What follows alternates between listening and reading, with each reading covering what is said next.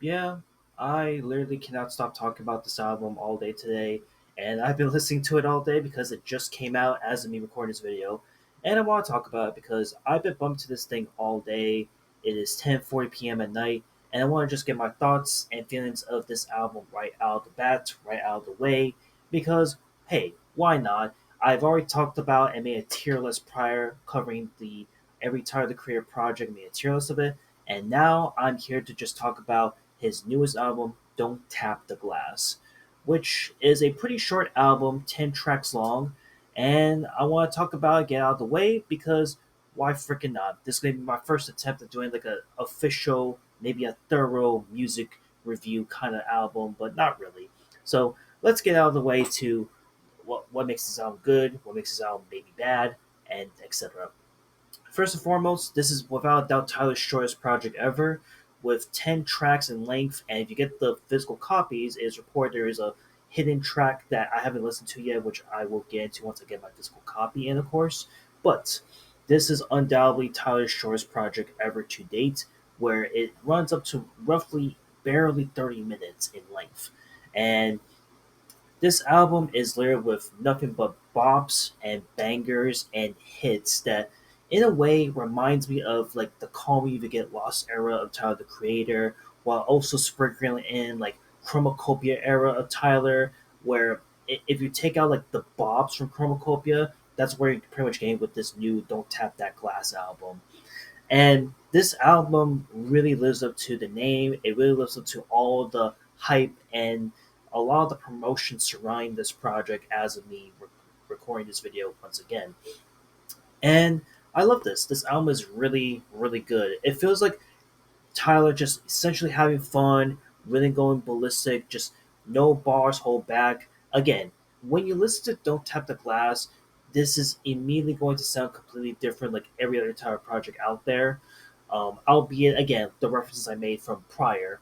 But my point being is that Don't Tap the Glass feels more akin to like just having fun, sitting back, relax, dancing, grooving, all of that stuff, which is what Tyler pretty much promoted when going into this album.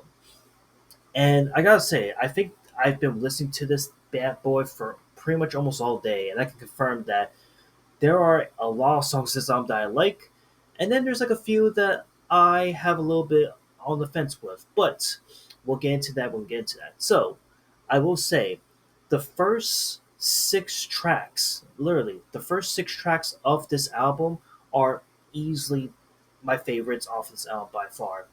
Big Poe featuring Pharrell Williams, Sugar on My Tongue, Sucker Free, Mama Num, Stop Playing With Me, and Ring Ring Ring. Those 6 songs over there are like really great ways to just like keep the momentum going, in my personal opinion. And then this is where it gets a little bit divisive, and I've been noticing this being discussed all day ever since the album's been released. And it's around the 7th track point with Don't Tap That Glass slash Tweakin'. And pretty much this track and the last 3 tracks off of this album that everyone's able to hear at the moment is where a lot of people are really divisive at the moment as to whether or not these are like also good or they're not good enough or this is where the album kind of like falls apart in a way.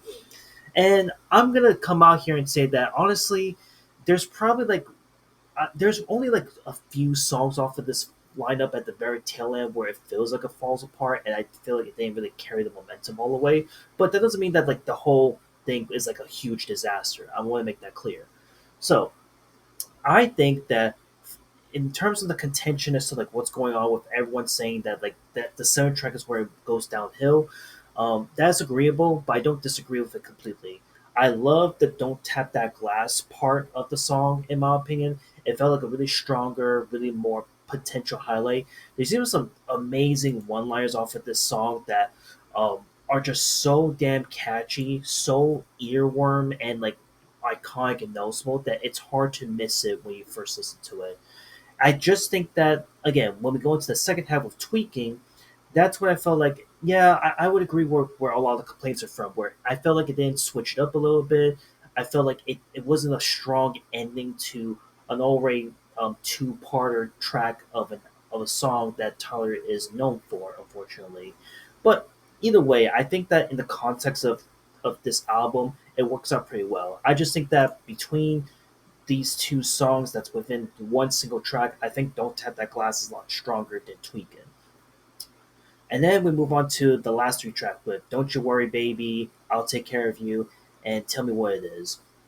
So I'll tell you right now, I love Don't You Worry Baby. I thought that was a really good, like, interesting transitional point of the album to go from like these hyper active, exciting songs towards like, okay, we're going to take it nice and slow, but you're also still partying at the same time. And then I'll Take Care of You is essentially just a pure instrumental sample galore album of song that's really good, really amazing. And I do feel like this is another song that again I've also seen where a lot of people aren't really appreciating the song because it's just instrumental. Tyler is barely rapping on it or singing on it. But honestly, I listened to that track many, many times. It's so good. It's really great. In fact, it's easily in my top three favorite songs off of this album, hands down. Now, what I will say, and this is where a lot of debate's going to happen here, and bear with me on this. I think that the final song off this album with "Tell Me What It Is," I felt it was a weak ending. I'm sorry. I think that Tell Me What It Is was a bit of a weak ending to the album, at least as of right now. Again, this album is still brand spanking new. I still gotta listen to it more and more and more as like the weeks and the months draw on. But as of right now, I think Tell Me What It Is might be the weakest song out of any Tyler project past this point that didn't have a really strong conclusive ending. And it is a bit of a shame in a way, but at the same time, not too surprising as again, this project feels like it wasn't like this project came out the way it came out to be.